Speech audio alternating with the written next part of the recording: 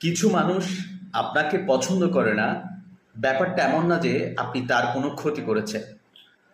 অপছন্দের বিষয়টা প্রতিহিংসা বা অহংকার থেকে আসে।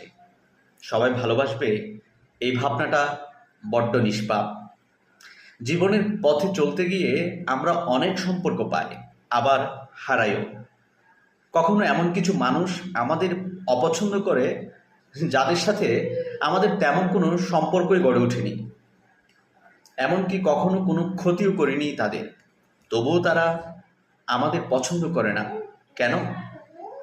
কারণ অনেক সময় মানুষ অপছন্দ করে ঈর্ষা থেকে, নিজের ব্যর্থতার দায় অন্যের কাঁধে চাপাতে গিয়ে, অথবা নিছক অহংকার থেকে।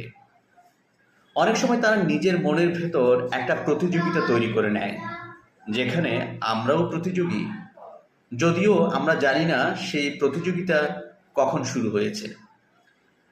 এই সমাজে ভালো মানুষ হওয়াও একটা চ্যালেঞ্জ, কারণ কিছু মানুষ কখনোই মেনে নিতে পারে না কারো নীরব সাফল্য, কারো আনন্দে ভরা চোখ, বা কারো সফলতা, বা কারো সরলতা। তারা অপছন্দ করে দূরে সরে যায়, এমনকি ভুল ব্যাখ্যা দেয় আমাদের উপস্থিতি। কিন্তু তাতে কি আমরা কি থেমে যাব?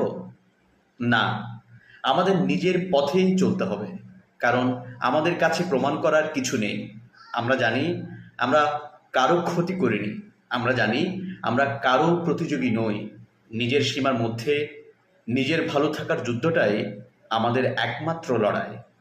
তাই অপছন্দের ভয় না পেয়ে নিজের সততা, আবেগ আর ভালোবাসাকে আঁকড়ে ধরে এগিয়ে চলাই শ্রেষ্ঠ উত্তর। সবাই ভালো থাকুন।